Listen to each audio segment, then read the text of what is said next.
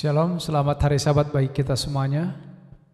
Semoga kita semua sehat-sehat, diberkati Tuhan pada hari Sabat ini. Terima kasih kepada Tuhan karena satu Sabat kita lebih dekat kepada kedatangannya. Sebelum kita merangkumkan pelajaran sekolah Sabat, saya undang kita berdoa sejenak. Bapa di sorga, Bapa yang penuh kasih, kami datang kepadamu Sabat ini mengucap syukur. Terima kasih atas Sabat yang baru dan kesempatan untuk memuliakan Tuhan. Di saat kami merangkumkan pelajaran sekolah Sabat, urapi kami Bapa, berikan kami pengertian yang datang dari Tuhan. Di dalam nama Yesus kami berdoa dan mengucap syukur. Amin. Saudaraku, pelajaran untuk satu minggu ini, pelajaran yang sangat indah yang boleh memberikan kepada kita satu motivasi, bahkan penghiburan atas janji-janji Tuhan yang luar biasa, di mana pengalaman saya tertarik kepada kehidupan Nuh, saudaraku, oleh karena satu kenyataan yang menjadi bukti daripada iman yang sungguh-sungguh boleh kita imani dari kehidupannya, yang menjadi berita atau kabar baik buat kita saat ini. Pelajaran kita yaitu mengenai turun-temurun untuk selama-lamanya, diawali dengan ayat inti yang dalam Kejadian pasal 6 ayat yang ke-8. Tetapi Nuh mendapat kasih karunia di mata Tuhan. Saudara-saudara yang kasih dalam Tuhan, Nuh mendapat kasih karunia di mata Tuhan. Digambarkan seperti bakteri, organisme tumbuhan yang sangat kecil yang bisa membelah diri begitu cepat. Satu bakteri ini boleh membelah diri dan menghasilkan 18 juta bakteri dalam 24 jam. Dan dalam 44 jam ratusan miliar bakteri akan muncul. Demikianlah kejahatan yang berkembang begitu cepat setelah kejatuhan. Saudaraku yang kasih dalam Tuhan, Allah berusaha untuk memberhentikan kejahatan ini dengan mendatangkan air bah. Kita tahu prinsip dosa.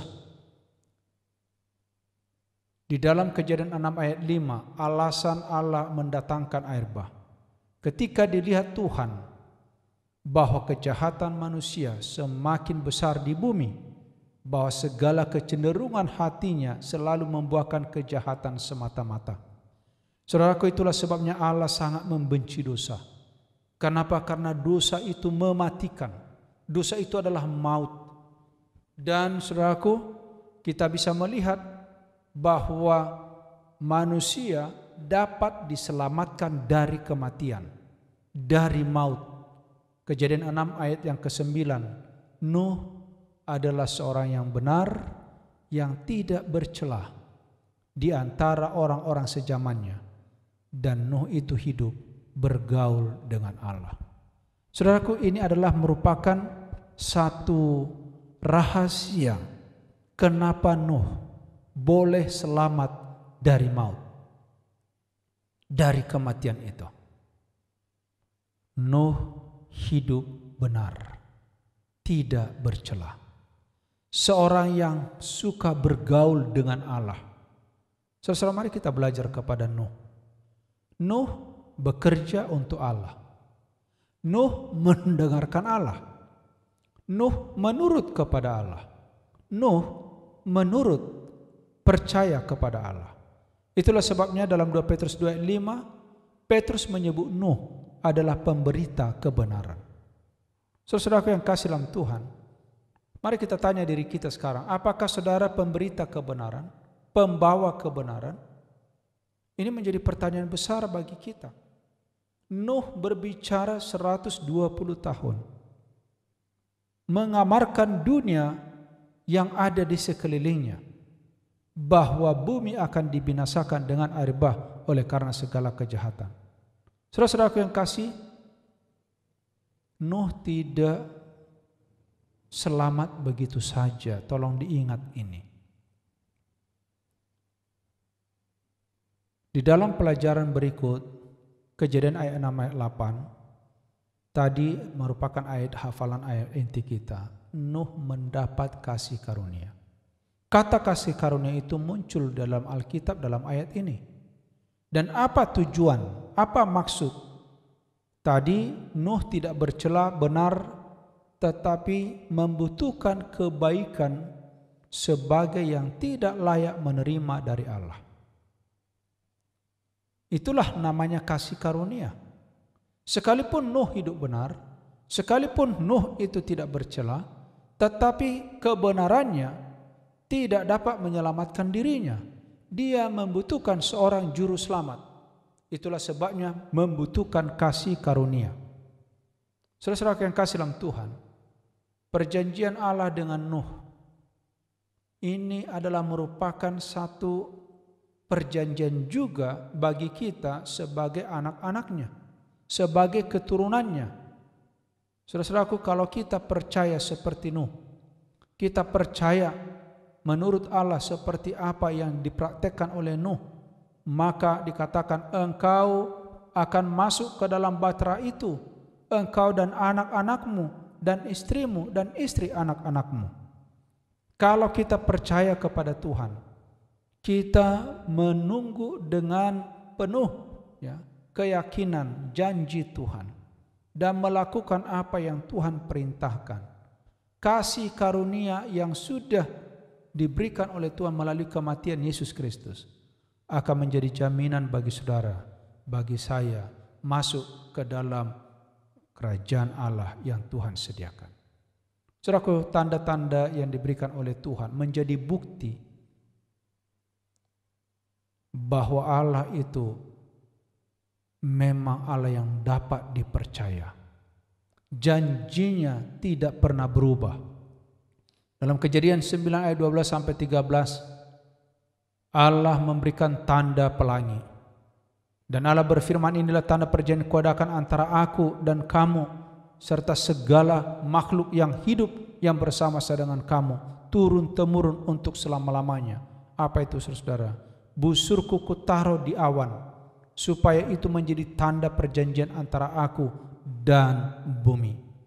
Saudara yang kasih dalam Tuhan, perjanjian Allah kepada Nuh sampai hari ini. Bila mana kita melihat baru beberapa hari yang lalu, pelangi muncul setelah hujan reda. Bahwa janji itu tetap diingat oleh Tuhan. Dan itu nyata sampai hari ini kepada saudara dan saya. Pertanyaan bagi kita, saudara. Kalau saya belajar tentang Nuh, ada yang selalu menjadi pertanyaan dalam hidup saya. Apa itu, saudaraku yang kasih dalam Tuhan? Di dalam Kejadian 7 ayat 23. Demikianlah dihapuskan Allah segala yang ada di muka bumi, baik manusia maupun hewan, dan binatang melata, burung-burung di udara, sehingga semuanya itu dihapuskan dari atas bumi. Perhatikan kalimat penggalan berikut. Hanya Nuh yang tinggal hidup dan semua yang bersama-sama dengan dia di dalam bahtera itu. Kata hanya Nuh yang tinggal hidup dan semua yang bersama-sama dengan dia dalam bahtera itu. Ini adalah merupakan sisa, umat sisa, bangsa yang sisa, yang tertinggal. Konsep ini perlu bagi kita, saudara. Kata yang tertinggal hidup, yang tinggal hidup itu artinya terpelihara. Ya. Di dalam kalimat ini ada ide kata sisa dalam perjanjian lama. Kejadian 45 ayat 7, Allah menyuruh aku mendahului kamu, menjamin kelanjutan keturunanmu, memelihara hidupmu, sehingga sebagian besar daripadamu tertolong. Pada waktu terjadi kebencian di antara saudara-saudara Yusuf, menjual dia, bahkan bukan hanya terjual, dia dipenjara. Tetapi semua itu tidak membinasakan Yusuf, bahkan mengangkat Yusuf menjadi seorang orang yang tertinggi, yang dikenal yang bisa menyelamatkan bangsa di Mesir dan juga bangsanya sendiri. Saudaraku, karena sendirilah dia. Sendiri. Satu orang saja Yusuf dipakai oleh Tuhan menyelamatkan keluarga. Demikian juga Yesaya 4 ayat 3, orang yang tertinggal di Sion, yang tersisa di Yerusalem, disebut kudus, yakni setiap orang yang tercatat untuk beroleh hidup. Di dalam Yesaya 11 ayat 11, pada waktu itu Tuhan mengangkat pula tangannya menebus sisa-sisa umatnya. Kata sisa ada beberapa kali dalam Alkitab, menunjukkan saudaraku bahwa orang-orang yang percaya, orang-orang yang diselamatkan itu dibanding dengan manusia-manusia jahat yang binasa, itu sangat sedikit jumlahnya. Pendalaman bagi kita sekarang, Nuh berbuat lebih dari mengamarkan keturunannya bagi penghukuman Allah yang mendekat. Dia justru menolong manusia merasakan kebutuhan mereka untuk diselamatkan. Tetapi apa yang terjadi? Orang banyak itu tidak menerimanya. Saudara-saudara yang kasih dalam Tuhan, saya memiliki satu pemikiran sekarang ini, bahwa menjadi umat Tuhan memang harus sabar dan tidak mudah tergoda, tidak mudah tertipu. Kenapa, saudara? Keadaan yang terjadi di dalam kehidupan umat Kristen, umat-umat Tuhan khususnya, baik di dalam gereja, baik secara organisasi, sekarang ini sedang di dalam goncangan yang luar biasa. Dan kalau kita tidak waspada, saudara-saudaraku, maka akan terjadi peristiwa seperti di zaman Nuh. Diamarkan, tetapi sudah tidak mempan. Mereka memakai logika mereka. Di zaman Nuh itu tidak ada hujan, saudara. Dan Nuh membangun bahtera itu di atas bukit. Bagi orang-orang saat itu wajar secara logika, Nuh itu seorang yang tidak waras. Kenapa? Dia berbicara bukan sehari, bukan sebulan, bukan setahun, bukan 100 tahun saja, lebih, saudara. Dan tidak ada bukti secara alami yang dapat menguatkan perkataannya soal air bah. Tetapi saudaraku, belajarlah dari Nuh. Belajar dari Nuh, saudara. Mempercayai firman Tuhan. Kalau apa kata Alkitab, apa kata firman Tuhan, jangan pakai logika semata-mata sehingga kita kehilangan rohani. Firman ini harus dengan iman. Sebagaimana Nuh memakai imannya, bergaul dengan Tuhan. Dan itu pun tidak cukup, saudara, tetapi dia harus hidup karena kasih karunia.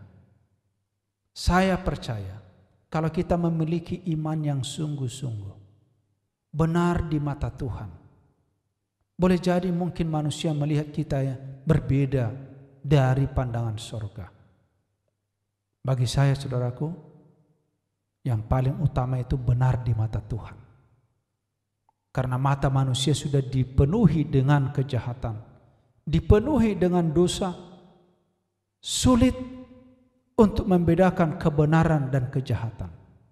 Jadi kita lebih bergantung benar di mata Tuhan. Ikuti perintahnya dan jangan berubah. Saudara yang kasih, Yohanes 12:42-43. Inilah hukuman itu. Terang telah datang ke dalam dunia, tetapi manusia lebih menyukai kegelapan daripada terang, sebab perbuatan-perbuatan mereka jahat. Yohanes 3 ayat 19. Namun banyak juga di antara pemimpin yang percaya kepadanya, tetapi oleh karena orang-orang Farisi, mereka tidak mengakuinya berterus terang, supaya mereka jangan dikucilkan. Saudara-saudara yang kasih dalam Tuhan, sekarang ini ada banyak orang percaya kepada firman. Bahkan 99,99999, namun tidak mengambil langkah untuk menerima untuk 100%, karena takut kehilangan jabatan, takut kehilangan nama, ya, di tengah-tengah orang lain. Saudara yang kasih dalam Tuhan, bagi saudara yang mendengarkan firman Tuhan ini, mari kita tidak takut kepada apa kata orang, tapi takutlah kepada apa kata Tuhan. Saudaraku, perjanjian Allah kepada Nuh memaparkan minat kasih dan kerinduan Allah terhadap manusia yang mau menyelamatkan mereka. Panggilan itu 120 tahun dipanggil terus untuk bertobat supaya mereka tidak binasa. Pelangi, simbol di awan, menegaskan kepercayaan, meneguhkan keyakinan mereka dalam Allah. Tetapi kita lihat setelah terjadi, ya, air bah, selesai, pelangi muncul, tapi ada orang yang tetap tidak percaya kepada firman. Maka terjadilah Babel, kacau balau. Menara Babel yang pertama membuat manusia menjadi terpecah-pecah, tercerai-berai. Saudara yang kasih dalam Tuhan, ya, apa dikatakan di sini? Meskipun Allah telah bangkit menghancurkan dunia dengan air bah, tetapi kasih-Nya tetap meliputi bumi. The Story of Redemption halaman 71. Tuhan tetap memberikan kesempatan kepada kita. Jadi saudara, ketekunan, ingat ini, ketekunan seperti Nuh tekun menunggu janji Tuhan sekian lama, percaya, menurut, sambil menunggu kedatangan Tuhan, dia tetap bangun itu bahtera sampai harinya tiba. Dia tidak terpengaruh dengan apa kata orang banyak. Sendiri, saudaraku, satu keluarga berdiri di tengah dunia. Oh, ini bukan hal yang biasa, ya. Bersatu dengan kasih karunia Allah. Inilah yang menjamin Nuh dan keluarganya untuk diselamatkan. Sekali lagi ayat inti kita. Tetapi Nuh mendapat kasih karunia di mata Tuhan. Oleh karena apa? Karena dia tetap setia, teguh dalam iman, percaya, dan menurut apa yang difirmankan oleh Tuhan. Sehingga Tuhan berkata, dia orang benar yang tidak bercela dan bergaul dengan Tuhan. Kiranya pelajaran sekolah sahabat kita 1 minggu ini dapat menolong saudara dan saya. Dengan membuka hati, dengan rendah hati, mari kita sekarang belajar seperti Nuh. Sibukkanlah dirimu seperti Nuh untuk menunggu janji Tuhan, melakukan kebaikan, mengamarkan hal-hal yang benar kepada orang lain.